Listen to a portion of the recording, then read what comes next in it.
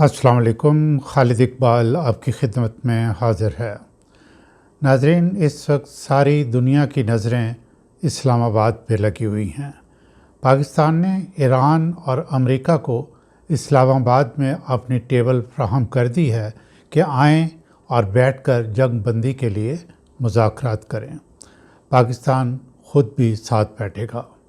पिछले चंद माह में पाकिस्तान ने इंतहाई दानिशमंदी, तदब्बर और सब्र के साथ अपने कद में इतना इजाफ़ा कर लिया कि वो दुनिया के सबसे ज़्यादा ताकतवर मुल्क को कायल करने में कामयाब हो गया कि वो टेबल पर बैठकर ईरान से जंग बंदी के लिए गुफ्तगू करें।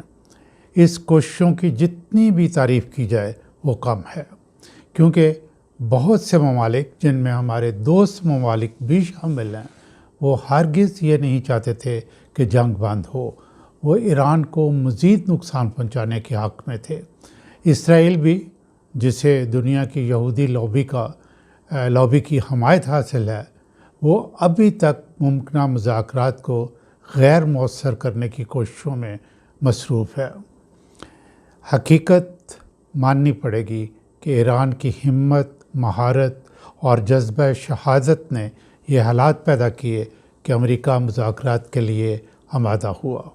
दूसरा, कुछ ममालिक सामने नहीं आए लेकिन जंग बंदी को सपोर्ट करते रहे, जैसे कि चीन और रूस। अमेरिका ने अक़वाम मुत्तहिदा की सलामती कौंसिल में बहरीन के ज़रिए करारदाद पेश करवाई कि ईरान आबनाए हुर्मुज़ खोल दे ताकि दुनिया के तमाम ममालिक को तेल फराहम किया जा सके, लेकिन नामुनासिब शराइत के सबब रूस और चीन ने इसे वीटो कर दिया। पाकिस्तान का एब्स्टेन भी वीटो के काबिल है। अमेरिका को सलामती कौंसिल से भी मदद ना मिल सकी। नेटो ममालिक अमेरिका को पहले ही इनकार कर चुके थे। ईरान भी बड़ी दिलेरी से हर हमले का जवाब दे रहा था। इस सारी सूरत हाल का पाकिस्तान ने मुकम्मल फ़ायदा उठाया और दोनों अफ्रीकैन को मुज़ाकरात के लिए आमादा कर लिया। सब पाकिस्तानियों को समझना चाहिए ये एक बहुत बड़ी कामयाबी है। मेरा एनालिसिस ये है कि मुज़ाकरात कुछ दिनों पर मुहित होंगे। दोनों अतराफ से अपनी अपनी शराइत पेश की जाएंगी। यहाँ पाकिस्तान का किरदार इंतहाई अहम होगा। बहरहाल, मैं सूरत हाल को एनालाइज़ करने के बाद जब सिंथेसाइज़ करता हूँ तो इस नतीजे पर पहुँचता हूँ कि मुज़ाकरात कामयाब होंगे। नाज़रीन, दुनिया की तारीख़ और नेगोशिएशंस पर लिटरेचर की रोशनी में देखें तो वही मुज़ाकरात कामयाब होते हैं या देर पा होते हैं जो विन विन सिचुएशन में होते हैं। अमेरिका इस वक्त दो बड़े काम करवाना चाहता है। नंबर एक, आबनाए हुर्मुज़ खोल दी जाए। मेरा ये ख्याल है कि ईरान मान जाएगा, लेकिन उसकी मैनेजमेंट वो अपने पास रखेगा। दूसरा, ईरान के पास जो मौजूद यूरेनियम है, अमेरिका उसको हासिल करना चाहेगा। ईरान इस पर नहीं मानेगा।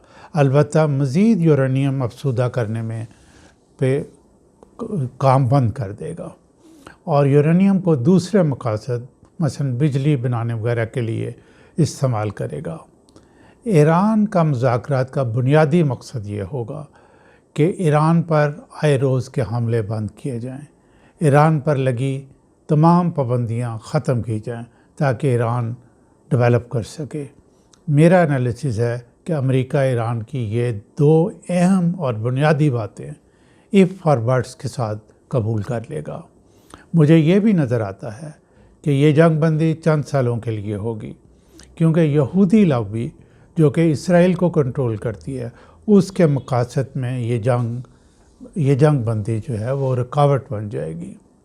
एक और अहम फैक्टर, मुझे ये जंग बंदी डोनाल्ड ट्रंप की मजबूरी नज़र आती है, वरना वो आइंदा आने वाले मिड टर्म इलेक्शन में बुरी तरह शिकस्त खा जाएगा, जो कि इसी साल 3 नवंबर को हो रहे हैं।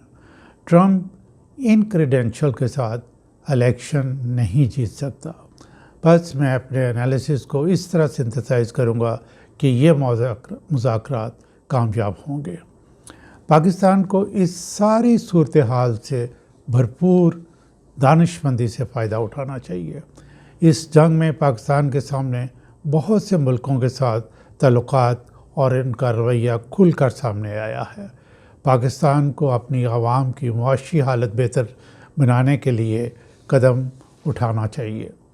ایران سے تیل اور گیس خریدنی چاہیے۔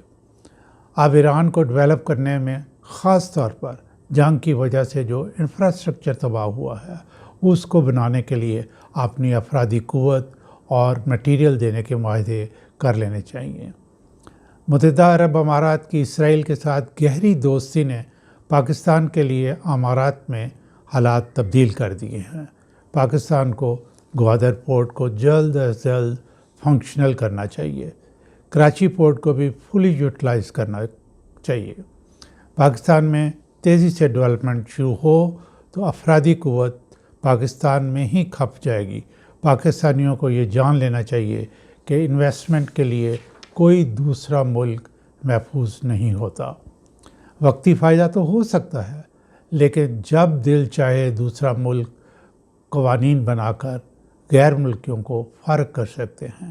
خاص طور پر عرب ممالک پر تو بالکل اعتبار نہیں کیا جا سکتا۔ اس لیے اپنے ملک میں انویسٹ کریں، اپنے ملک کو ڈیولپ کریں۔ بہرحال اس کے لیے ضروری ہے کہ حکومت امن و امان کی صورتحال بہتر بنائے، عدالتی نظام کو آزادانہ کام کرنے دے، ٹیکسز کو ری وزٹ کرے۔ اگر حکومت ان تجاویز پر عمل کرے تو پاکستان کے حالات اسی جون کے آخر تک بہتر ہونا شروع ہو جائیں گے انشاءاللہ۔